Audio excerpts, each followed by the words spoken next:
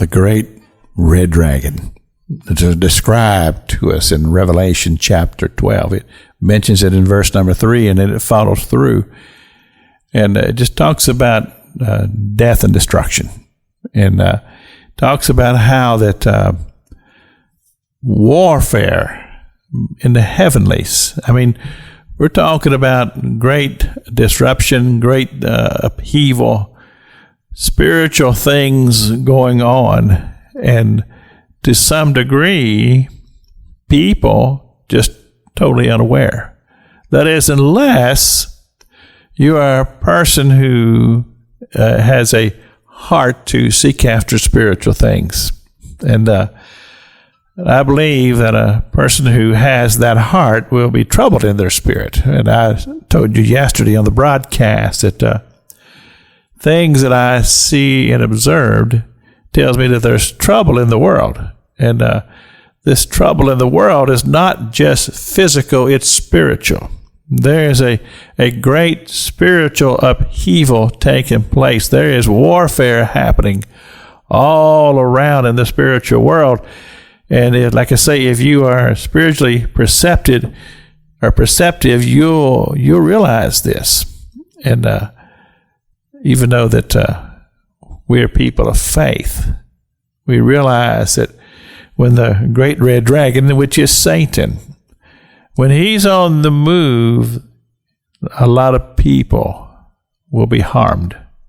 And this always causes me to be grieved in my spirit. I'm the type of person, when I hear on the news, and they say, well, this great tragedy took place, and thousands of people were killed, or however, whatever number you may assign to it, my spirit just weeps because of the death, of the physical death of humanity. But I also weep when I realize that society and humanity would turn their backs away from God, turn their faces away from God, and be given over to the destruction of the great red dragon, Satan, and all of his henchmen that causes pain and suffering in this world. And then ultimately spiritual death, which grieves my heart even more to realize that there are people who will depart from this world and will go into his dominion. I'm talking about the dominion of the devil, and they will be there forever and ever and ever with absolutely no possibility of escape. Yes, that troubles my spirit. That grieves me.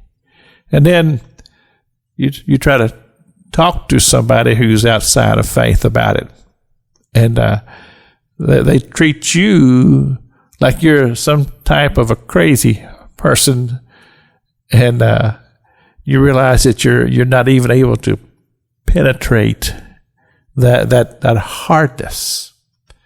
What this just simply says is that we have to be more intentional in the spiritual realm. We're not going to win victories in the physical. We're going to win them in the spiritual.